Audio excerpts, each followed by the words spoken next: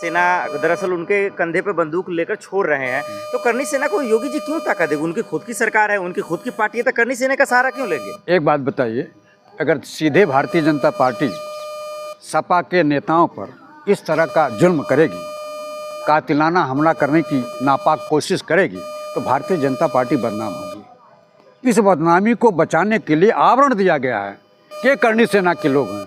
आप बताइए, एक मेंबर ऑफ पार्लियामेंट के ऊपर आप टायर फेंक रहे हैं, बंदूक और राइफल लेकर के उनके घर पर चढ़ जा रहे हैं। क्या यहाँ लोकतंत्र नहीं है? अरे तो सब्र कीजिए, योगी राज में सबका इलाज होगा ना। तो योगी सरकार जाने के बाद योगी का भी इलाज होगा। ये तो टीट फॉर टैट।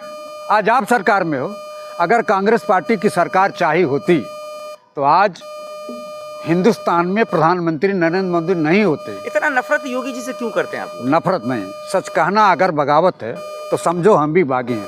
सत्य को हर लोग नहीं बोल पाते हैं, सत्य बोलना। ये कोई सत्य है क्या? योगी के राज में यूपी खुश नहीं है क्या? योगी के राज में महिलाएं महफूज नहीं है? ये सत्य है ना।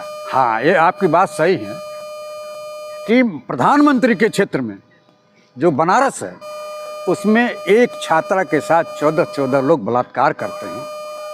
एक विश्वविद्यालय की छात्रा के साथ आरएसएस के 3 कार्यकर्ता बलात्कार करते हैं।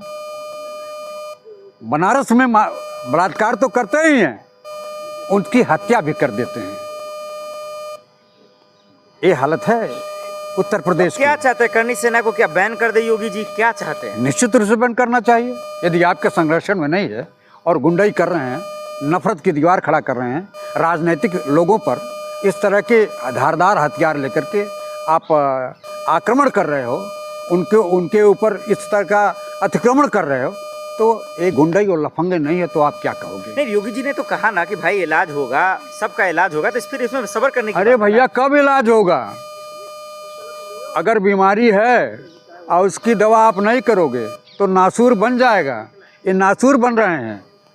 और योगी आदित्यनाथ या भारतीय जनता पार्टी का नेता कुछ भी कहता है तो जान लीजिए वो करने वाला वो नहीं है। नहीं तो फिर अखिलेश बाबू तो भाई एफआईआर दर्ज कराओ ना। सांसद महोदय एफआईआर दर्ज क्यों नहीं कराते?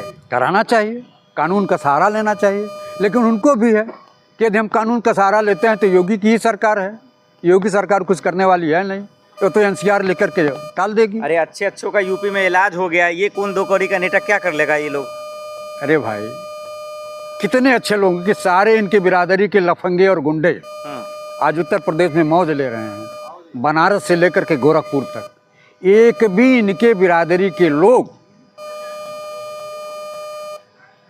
जेल में नहीं है, सारे के सारे लोग बाहर घूम रहे हैं। गुंडे मवाली का भी जाति होता है क्या? हाँ, होता है। अगर बिजलाल शर्मा ब्राह्मण है, इनको मार दोगे आप मुस्लिम हो तो आपको मार दिया जाएगा और राजपूत को नहीं मारा जाएगा, तो इसको क्या कहोगे आप? इसको आप कहोगे कि जाति ये जहर बोया जा रहा है।